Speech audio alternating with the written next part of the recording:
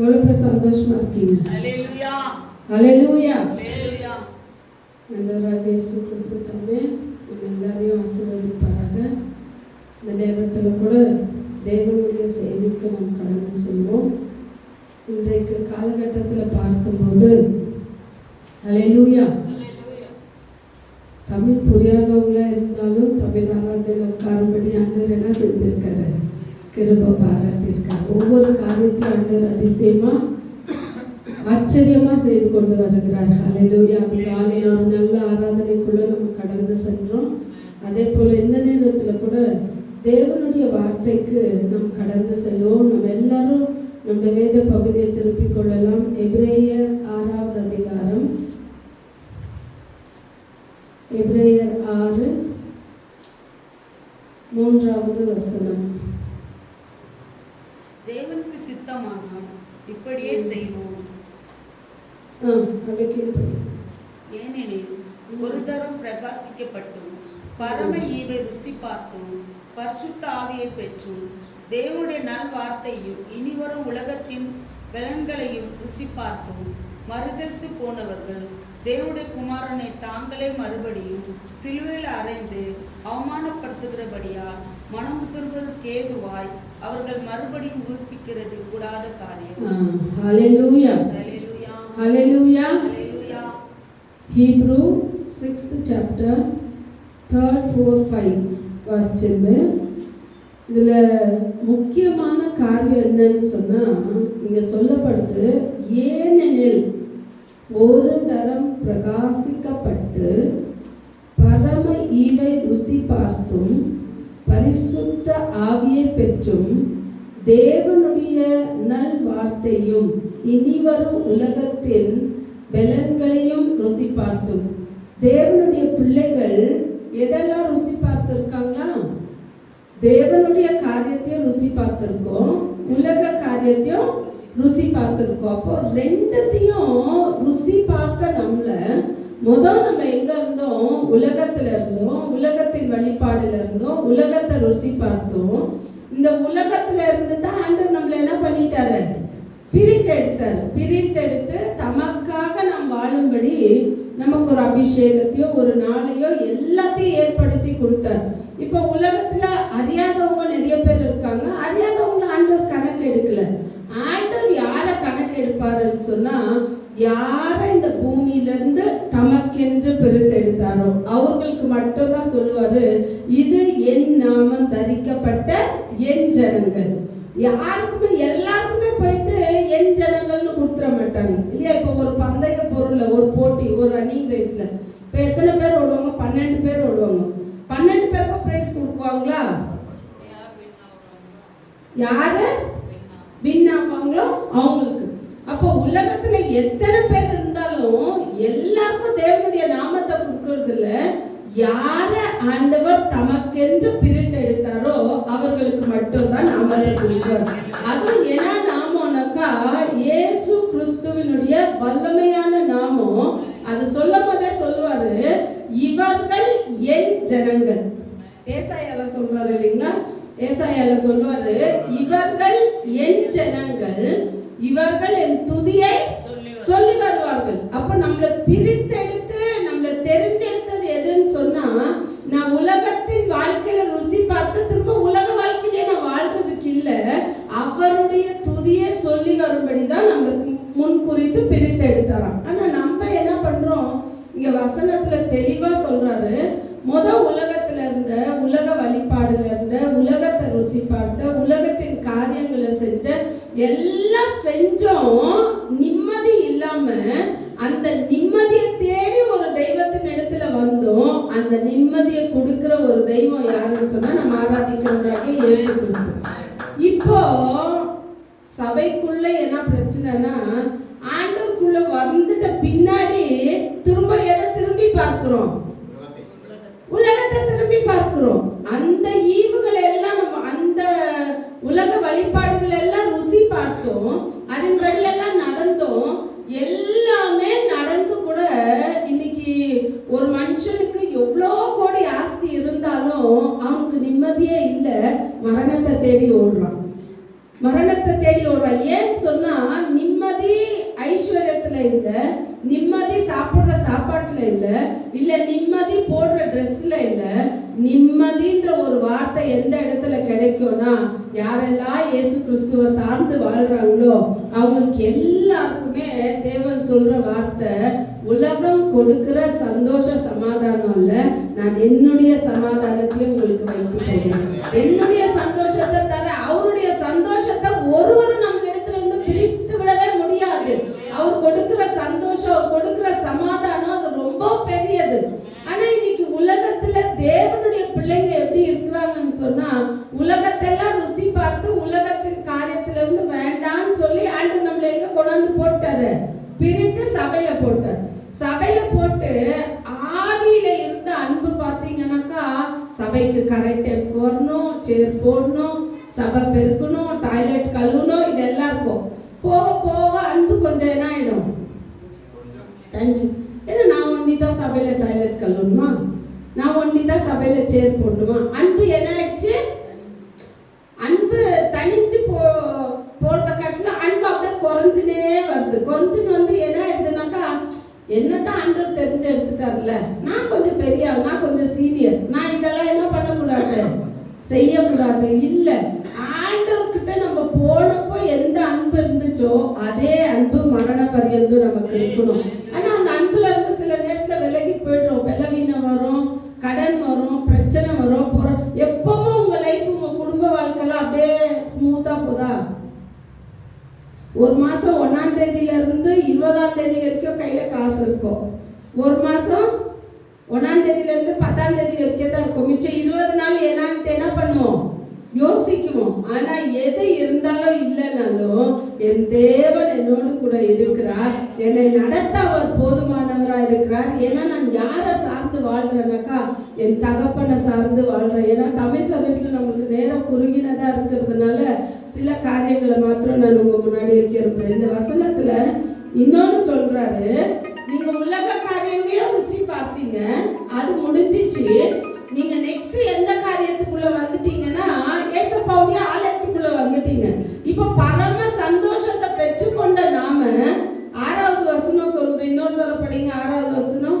மறுதலித்து போனவர்கள் தேவனுடைய குமாரனை தாங்களே மறுபடியும் சிலுவையில் அறைந்து அவமானப்படுத்துகிறபடியால் மனம் திரும்புவதற்கு ஏதுவாய் அவர்களை மறுபடியும் உயிர்ப்பிக்கிறது கூடாத காரியம். அவர்களை மறுபடியும் உயிர்ப்பிக்கிறதுக்கட்டும் புதுப்பிக்கிறதுக்கட்டும் கூடாத காரியமா? அப்ப எவ்வளோ ஜாக்கிரதையா இருக்கணும் நம்ம. உலகத்தின் காரியங்களை ருசி பார்த்த நம்ம, தேவன் உலகத்துல இருந்து கொண்டு வந்து சபைக்குள்ள வைத்தாரு. நம்ம சபைக்குள்ள கொஞ்ச நாள் இருக்கிறோம், நல்லா ஆண்டவரை டேஸ்ட் பண்றோம். நல்லா யாராச்சும் ஒரு இங்கிலீஷ்ல வாசிங்க, ஹீப்ரூ 6:6.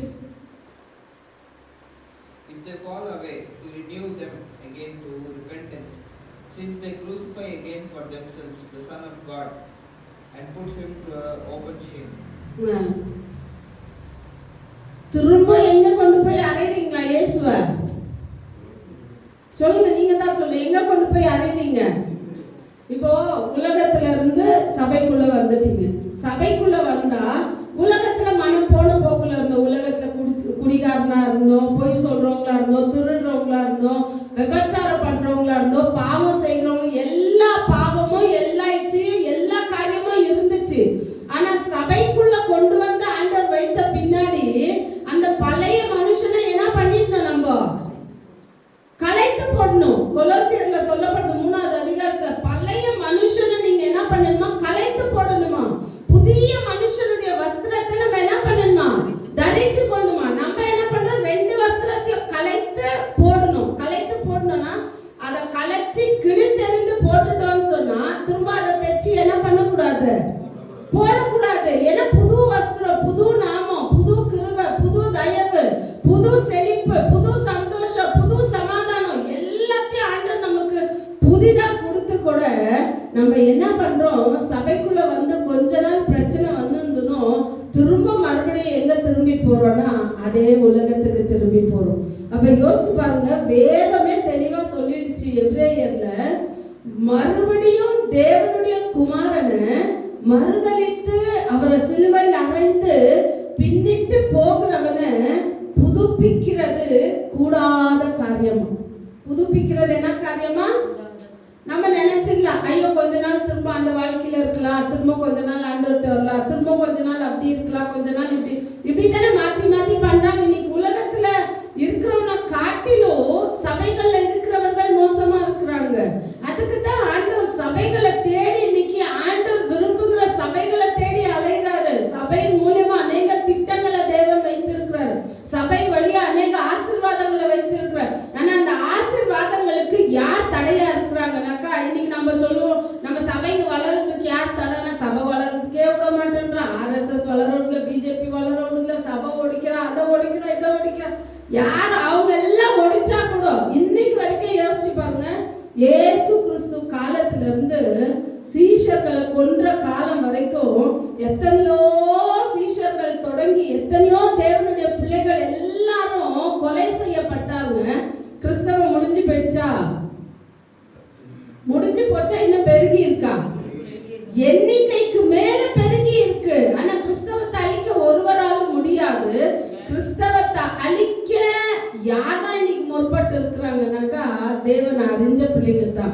இந்த சபைக்கு விரோதமா அந்த சபை, அந்த சபைக்கு விரோதமா இந்த சபை, அநேக காரியங்கள் தேவன் செயல்பட முடியாம யார் தடையா நிற்கிறாங்கன்னா, ஒரு ஒரு பழமொழி சொல்லுவாங்க தெரியுமா, கடவுள் வரம் கொடுத்தாலும் யார் வரம் கொடுக்கறது இல்லையா? பூஜாரி வரம் கொடுக்கறது இல்லையா? கடவுளே எல்லாத்தையும் என் சபை வழியா நீங்க ஒன்று கூடி எதையெல்லாம் கேட்குறீங்களோ அதையெல்லாம் சபை வழியா நான் தந்துட்டே இருப்பேன்னு சொன்னா, இன்னைக்கு சபைக்குள்ள தேவன் விரும்பாத அநேக காரியங்கள், சபை இன்னைக்கு தேவனுக்கு விருப்பமா மாறிடுச்சுன்னு சொன்னா, ஆண்டவர் சபை வழியா எத்தனை ஜனங்களையும் ரட்சித்தெடுக்க வல்லமை உள்ள தேவனா இருக்கிறார். ஏன்னாக்கா தேவன் வசனம் தெளிவா சொல்லுது, ஒரு மனுஷன் மறுபடியும் நம்ம தவறு செய்யும் போது காரியம் நம்ம என்ன பண்றோம்னாக்கா, தேவனுடைய குமாரனை கொண்டு போய் திரும்ப எங்க அறையிறோமா? ஒரு தடவை நம்ம பாவங்களுக்கு எல்லாம் அவர் அடிக்கப்பட்டு மரணத்தை ருசி பார்த்து நமக்கு விடுதலையை வாங்கி கொடுத்தாரு. நாம என்ன பண்றோம், திரும்ப நான் அந்த பாவத்தை செய்யும் போது, திரும்ப அந்த பாவத்தை நான் திரும்பி பார்க்கும் போது நம்ம எண்ணத்துல வரணும், அப்பா இந்த பாவம், இந்த கோபம், இந்த செயல், இந்த கெட்ட வார்த்தை, இந்த கெட்ட செயல் எனக்குள்ள வந்துச்சுனாலே நான் ஒண்ணு தெரிஞ்சுக்கணும், என் தேவனுடைய எனக்கு ரட்சிப்பு கொடுத்த ஏசப்பாவை நான் மறுபடியும் கொண்டு போய் சிலுவையில் அறைகிறேன். அன்னைக்கு யூதர்கள் வேணுமானா அரைஞ்சிருக்கலாம். இன்னைக்கு நம்ம செய்யற ஒவ்வொரு காரியத்திலையும் வேற யாரோ தேவனை அறையில நாமே கொண்டு போய், அதுதானே சொல்றாரு அந்த வசனத்துல. என்ன சொல்றாரு? மறுதலித்து போனவர்கள் தேவனுடைய குமாரனை தாங்களே மறுபடியும், தாங்களே வா. யூதர்கள் கிடையாது, அந்நிய ஜனங்க கிடையாது, சாத்தான் கிடையாது, வேற மதத்தார் கிடையாது. யாருன்னு சொன்னா, என் நாமம் தரிக்கப்பட்ட என் ஜனங்கள். அவருடைய நாமத்தை நமக்கு கொடுத்து ரட்சிப்பை கொடுத்த அந்த தெய்வத்தை நம்ம ஒரு சிறு தவறு செய்யும் போது நம்ம என்ன பண்றோம்னு சொன்னா, மீண்டும் அந்த குமாரனை கொண்டு போய் எங்க அறையிறோம்னாக்கா, சிலுவையில் அறையிறோம். அப்ப யோசிச்சு பாருங்க, நம்முடைய ஒரு தவறு என் தகப்பனை நான் மீண்டும் சிலுவையில் அறையிறேன்னு சொன்னா, அந்த தவறை காட்டிலும் என் தேவனுக்காய் நான் திருந்தி வாழ்கிறது நல்லது. என் தேவன் விரும்பாத ஒன்று, என் தேவன் இஷ்டப்படாத ஒன்று, என் தேவனை சிலுவையில் அறையிற காரியங்கள் எதுவாய் இருந்தாலும் அதை கொண்டு போய் தேவனுடைய பாதத்திலே வைத்து விடும்போது தேவன் நம்மை பரிசுத்தப்படுத்த வல்லமை உள்ள தேவனா இருக்கிறார். ஆனா இந்த வசனம் சொல்லுது, மறுதலித்து போனவர்களை தேவன் அவர்களை மறுபடியும் புதுப்பிக்கிறது கூடாத காரியம். ஒரு மனுஷன் எப்ப பாரு தவறு செஞ்சுட்டு போவானோ, ஒரு வாலிப பையன் எப்ப பாரு தவறு இவன் தவறு செய்யும் போதெல்லாம் ஒரு லாயர் வழியே வந்து இந்த பையனை என்ன பண்ணுவாரா, விடுவித்து ஜாமீன்ல கூப்பிட்டுட்டு போவார். அப்ப இந்த பையனுக்கு என்ன ஆயிடுச்சு, எப்போ தப்பு செஞ்சாலும் இந்த லாயர் என்ன பண்றாரு, என்னை வந்துட்டு விடுவிச்சு கூப்பிட்டுட்டு போறாருன்னு. அப்போ ஒரு நாள் ஒரு பெரிய கொலை குற்றத்துல இந்த பையன் மாட்டிட்டான். அப்ப அப்ப இந்த பையனுக்கு என்ன தைரியம்னா, பரவாயில்ல நான் போய் ஸ்டேஷன்ல இருந்தானாக்கா யார் வந்துருவாரு, லாயர் வந்துருவாரு. லாயர் வரவே இல்லையா. இவனுக்கு ஒரே பயம் எடுத்துச்சு. 1 நாள் ஆச்சு, 2 நாள் ஆச்சு, என்னப்பா லாயர் என்னை பார்க்கவும் வரல, என்னை சந்திக்கவும் வரலன்னு சொல்லி ஜெயிலர்கிட்ட சொல்லி அனுப்புனார். அப்போ ஜெயிலர் இந்த செய்தியை வந்துட்டு அந்த லாயருக்கு அனுப்புனார். அனுப்பும் போது அந்த லாயர் வரானா, அவர் லாயர்ங்கெல்லாம் ஒரு கோட் போட்டிருப்பாங்கல்ல, அவர் அந்த லாயருக்கு கோட் போட்டுட்டு வரலையா, ஜட்ஜு ஒரு ட்ரெஸ் போட்டிருப்பாருல்ல, கோட் போட்டு அது மேலே ஒரு கவர் மாதிரி போட்டிருப்பார். அந்த ஜட்ஜு உடையில வராராம். அப்போ இந்த பையன் பார்த்துட்டு, சார் நீங்க ஜட்ஜ் ஆயிட்டீங்களா சார்? ஜட்ஜ் ஆயிட்டா இன்னும் சந்தோஷம் சார், என்ன பண்ணாலும் நீங்க என்ன பண்ணிடுவீங்க, தீர்ப்ப மாத்து. அவர் சொன்னாரா, நான் லாயரா இருக்கிற வரைக்கும் தான் உனக்காக வாதாட முடிஞ்சிச்சு. இப்ப நான் நீதியின் சிங்காசனத்துல உட்கார்ந்து இருக்கேன். நீதியின் சிங்காசனத்துல இறக்கத்துக்கெல்லாம் இடம் இல்லப்பா, தண்டனை எழுதுற பிளேஸ்ல நான் உட்கார்ந்து இருக்கேன். அப்போ தண்டனை எதுவோ அதைத்தான் நான் எழுத முடியும், நான் உனக்காக வழக்காட முடியாது. எத்தனை தரம் நான் உனக்காக வழக்காடி தவறுல சிக்கிக்கொள்ளாதன்னு சொன்னேன். உனக்கோ என்ன இல்லாதாயிடுச்சு. நான் உன்னை தேடி வந்து விடுவித்த அந்த ரட்சிப்பை நீ என்ன பண்ணிட்ட, இழந்து போயிட்ட. இன்னைக்கு அப்படிதான். இன்னைக்கு ஏசப்பா கிருபையின் சிங்காசனத்துல இருக்கிற வரைக்கும் தான் மன்னிப்பு. அவர் நியாயம் கொடுக்கிற ஸ்தானத்துக்கு போயிட்டா அவர் இடத்துல இரக்கம் கிடைக்காது. அதுக்கு தான் இந்த கிருபையுள்ள காலங்களில மனுஷன் தப்பு செஞ்சாலும் ஆண்டவர் ஏன் இரக்கத்தை பாராட்டுறாருன்னு சொன்னா, தப்பான வழியில இருந்து சில பேர் நினைக்குவாங்க வழி தப்பா இருக்கும், அவங்க செய்யற செயல் தப்பா இருக்கும். ஆனாக்கா அவங்களுக்கு எல்லா காரியமும் அவங்க ஜோம் பண்ணாக்கா அவங்களுக்கு வேண்டியதெல்லாம் கிடைக்கும், அவங்களுக்கு எல்லா வசதியும் இருக்கும். அப்ப அவங்க என்ன நினைச்சிருவாங்க, ஓ நான் தப்பு செஞ்சா கூட என்ன பண்றாரு, கரெக்டா நடத்துற. தப்பு செஞ்சாலும் நடத்துறாரு இல்ல, தப்புல கூட உன்னை விடாம இரக்கத்தை நீ அந்த வழியிலாவது, நான் இந்த தப்பு செய்யும் போதே என் தேவன் இவ்வளவு இரக்கம் பாராட்டுறாரு, இந்த தப்பை நான் விட்டுட்டா எனக்கு இன்னும் எவ்வளவு இரக்கம் பாராட்டுறாருன்னு அந்த இரக்கத்தை நினைக்கதான் ஆண்டவர் சில தருணங்களை தராரு. ஆனாக்கா ஜனங்க என்ன பண்றாங்க, அந்த இரக்கத்தை கூட தப்பா புரிஞ்சுக்கிறாங்க. இன்னைக்கு ஆண்டவர் கிருபையா இருக்கிற நாட்கள் வரைக்கும் தான் நமக்கு மன்னிப்பு. ஆண்டவருடைய கிருபை முடிஞ்சு அவர் சிங்காசனத்துல போயிட்டாருனாக்கா, ஏசப்பா எனக்கு நல்லா தெரியும், ஏசப்பா நான் விடுவிச்சிடுவாருன்னு சொன்னா அவர் ஒன்னே ஒண்ணுதான் சொல்லுவாரு, அக்கிரம செய்கைக்காரரே என்னை வச்சு அகன்று போங்க, நீங்க யாருன்னே எனக்கு தெரியாதுன்னு. மத்தேயு 7ஆம் அதிகாரத்துல எழுதி இருக்கிறது. அவங்க வந்து சொல்லுவாங்க, அப்பா நாங்க உங்க நாமத்துல நாங்க வந்துட்டு நிறைய அற்புதம் செஞ்சப்பா, உங்க நாமத்துல நாங்க பேய்ங்க ஓட்டணும், உங்க நாமத்துல நாங்க தீர்க்க தரிசனம் சொன்னோம், உங்க நாமத்துல நாங்க எழுப்புதல் கூட்டம் பண்ணோம், உங்க நாமத்துல நாங்க எதெல்லாம் செஞ்சோம், எல்லாம் ரைட்டு, நீ எல்லாம் பண்ண. ஆனா எல்லாவற்றையும் உன் விருப்பத்தின்படி உன் செயலின்படி செஞ்சிய கண்டு என் பிதாவின் சித்தத்தின்படி நீ செய்யல. நீ செய்யற ஒவ்வொன்றும் இன்னைக்கு நம்ம நினைக்கணும், இந்த பூமியில நான் ஏசப்பாக்கு யாருன்னு சொன்னா நான் வேலைக்காரன் தான் வரணும். இன்னைக்கு அப்பா பிள்ளைன்னு வந்துடுச்சுன்னா அப்பான்ற தைரியத்துல பிள்ளை ரொம்ப ஆட்டாடும். கரெக்டா? அப்பா நல்லா சலுகை கொடுத்துட்டாருனாக்கா பிள்ளைக்கு என்ன வந்துடும், நல்லா ஈஸி ஆயிடும். அப்பா ஒரு 4 அடி கொடுத்தாருன்னா அடுத்த வாட்டி செய்யறதுக்கு அது என்ன பண்ணும், ஐயோ எங்க அப்பாவுக்கு தெரிஞ்சிச்சுன்னா என்ன பண்ணிடுவாரு, கொன்னே போட்டுருவாரு. அந்த பயத்தோடு தான் இன்னைக்கு சொன்னோம், அப்பா நீர் எப்பொழுது எனக்கு எஜமானன், நான் வேலைக்காரன் மாத்திரப்பா. நீங்க சிங்காசனத்துல இருக்கீங்க, நான் பூமியில இருக்கிறேன். இந்த பூமியில அவருடைய நாமத்தையும் அவருடைய ராஜ்யத்தையும் பிரஸ்தாபப்படுத்துறது தான் நம்ம வேலை. நம்ம கிடைக்கிற தருணங்கள் எல்லாம் நம்ம கூட வேலை செய்யறவங்க கூட எந்த இடத்துல நீங்க போய் எங்கன்னா நின்று சுவிசேஷத்தை அறிவிக்கணும், அந்த வழி மட்டும் இல்ல. உங்க கூட வேலை செய்யறவங்களுக்கு ஒரு பிரச்சனைனா 2 நிமிஷம் நேரம் எடுத்து நீங்க ஜோம் பண்ணி ஏசப்பா நாமத்துல அவங்களுக்கு பிரேயர் பண்ணீங்கன்னா நீங்க சுவிசேஷத்தை சொல்லிட்டீங்க. எந்த வழியிலாச்சு? ஒரு பையனுக்கு ஏசப்பாவை பிடிக்குமா, ஆனா சபையை பிடிக்காது. யார பிடிக்குமா? சொன்ன ஒரு பையன் தப்பு செஞ்சு லாயர் வருவாருன்னு காத்திருந்தாரு. லாயர் ஜட்ஜ் ஆயிட்டாருன்னா என்ன பண்ண முடியாது, இறக்கம் கிடைக்காது. லாயராகவே இருக்கும் போது அதுதான் வசனம் சொல்லுது, குமாரன் கோபம் கொள்ளாதபடி யார பிடிச்சிடணுமா, அவருடைய பிடிச்சோட பாதத்தை பிடிச்சி முத்தம் கொடுத்துடணுமா. அவர் கோபம் கொண்டுட்டாருன்னா நம்ம நிக்க முடியாது. ஆனா இந்த பையனுக்கு என்ன இஷ்டம்னாக்கா ஏசப்பாவை ரொம்ப பிடிக்குமா, ஆனா எதுக்கு வர பிடிக்காதா, சபைக்கு வர பிடிக்காது. அப்ப அவங்க ஃப்ரெண்டு ஒரு நாள் கேட்டானா, நீ ஏசப்பா இவ்வளோ நேசிக்கிற, ஏன் நீ சபைக்கு வரணும்?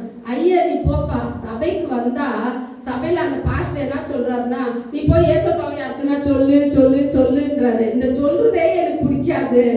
நான் ஏசப்பாவை ரொம்ப நேசிக்கிறேன், ஆனா ஏசப்பாவை பத்தி சொல்றது எனக்கு என்ன இல்ல பிடிக்காதுன்னு சொன்னானா. ரைட், இந்த பையன் என்ன சொன்னானா, நான் ஒரு சர்ச்சுக்கு போறேன், எங்க பாஸ்டர் அப்படி இல்லவே இல்லை, பார்த்துக்கோ, ஏசப்பாவை பத்தி சொல்லலாம் சொல்ல மாட்டேன், நீ வந்து பாரு எங்க சபைக்கு. நான் சரி, நான் இன்னைக்கு சபைக்கு போனான். பாஸ்டர் சொன்னாரா, நல்லா ஜெபம் பண்ணுங்க, நல்லா ஆராதிங்க, நல்லா வேதத்தை வாசிங்க, நீங்க வந்துட்டு என்ன பண்ணுங்க, நல்ல வேதத்தை வாசிங்க, தொடர்ந்து சபைக்கு வாங்கன்னு சொன்னாராம். இவருக்கு ஒரே சந்தோஷம் ஆயிடுச்சான். எத்தனை சபைக்கு நான் போன பாஸ்டருங்கெல்லாம் என்ன சொன்னாங்க, ஏசப்பாவை பத்தி சொல்லு, இன்னொருத்தர் கூப்பிட்டுனா இவர் ஒண்டி தாப்பா சொல்லவே இல்லைன்னு சொல்லிட்டு இவன் என்ன பண்ணா, காலேஜ்ல ஹாஸ்டல்ல இருக்கிறது, ஹாஸ்டல்ல போயிட்டு ஹாஸ்டல் ரூம்ல இருக்கிற பசங்களுக்கெல்லாம் சொன்னானா, நான் ஒரு சபைக்கு போனேன், அந்த பாஸ்டர் ரொம்ப நல்லவர், பார்த்துக்கோ, ஏசப்பா பத்தி சொல்ல வேண்டிய அவசியம் எல்லாம் இல்லை, நம்ம சர்ச்சுக்கு மட்டும் போனா போதும். அங்க ஒரு கேங் ரட்சிக்கப்பட்டுருச்சு. திரும்ப கீழே வந்தா வரவங்க கிட்ட எல்லாம் சொல்றேன், என்ன சொல்றானா, நான் ஒரு சபைக்கு போனேன், அந்த சபை ரொம்ப நல்லா இருக்குது, அந்த சபையில பாஸ்டர் வந்துட்டு நம்ம யாருக்கிட்டே ஏசப்பாவை பத்தி சொல்ல வேண்டியது இல்லை, நாம வந்தா போதும், சொல்ல வேண்டியது இல்லைன்னு மொத்த காலேஜுக்கும் சுவிசேஷத்தை சொல்லி முடிச்சுட்டாரு. அப்ப யோசிச்சு பாருங்க, சபை வழியா சுவிசேஷம் வெளியே போகும். நீ சொன்னாலும் சரி, உனக்கு இஷ்டம் இல்லைனாலும் நீ சொன்னியனா, ஏதோ உனக்கு விருப்பம் இல்லைன்னு சொல்றியோ அந்த வழியாவே சுவிசேஷத்தை கொண்டு வந்துருவ. அந்த இயேசுவின் நாமத்திற்கு அவ்வளவு வல்லமை உள்ள நாமம், மகத்துவம் உள்ள நாமம், மகிமையின் நாமம், விடுதலை கொடுக்கிற ஒரு நாமம் இந்த பூமியில யாருடைய நாமம்னா நம்ம ஆராதிக்கிற இயேசுவின் நாமம். அந்த நாமத்தை தினந்தோறும் சொல்லுங்க, போற வழியில எல்லாம் சொல்லுங்க, ஏசப்பா உங்க நாமத்துல இந்த ஜனங்கள்லாம் ரட்சிக்கப்படட்டும், ஏசப்பா உங்க நாமத்துல இந்த ஜனங்களுக்கெல்லாம் நான் சுவிசேஷம் சொன்னேன். காய்கார கூட சுவிசேஷம் சொல்லணும்னு விரும்புங்க. ஒரு இடத்துல நீங்க காய் வாங்கிட்டே இருக்கும் போது எல்லாம் ரொம்ப விலைவாசியில நீங்க விற்கிறதுக்கே கஷ்டம், நீங்க சொல்லி பாருங்க, அந்த அம்மா கஷ்டத்தை சொல்லும், உடனே சொல்லும், கவலைப்படாதீங்க, உங்களுக்காக நான் ஜெபம் பண்றேன், முடிஞ்சிச்சு சுவிசேஷம். நீங்க இப்படி சொல்லி பாருங்க, ஆண்டவருடைய நாமத்தை நம் உலகம் எங்கும் ஆண்டவர் வருகிறதற்கு முன்னதாக தேவனுடைய சுவிசேஷத்தை இந்த பூமியில நம்ம பிரஸ்தாபப்படுத்தணும். வசனம் சொல்லுது, என் நாமத்தை பிரஸ்தாபப்படுத்தும் எந்த ஸ்தானமா இருக்கட்டும், அது எப்படியாப்பட்ட இடமா, ரோடு பெருக்கிறவங்களா இருக்கட்டும், கிளீன் பண்றவங்களா இருக்கட்டும், யார்கிட்டனா நீங்க சொல்லுங்க, அங்க என் நாமத்தை நான் பிரஸ்தாபப்படுத்திடுவேன்னு சொல்றேன். அந்த வல்லமையான நாமத்துக்கு மகிமை உண்டாவதாக. மீதியான காரியங்களை பாஸ்டர்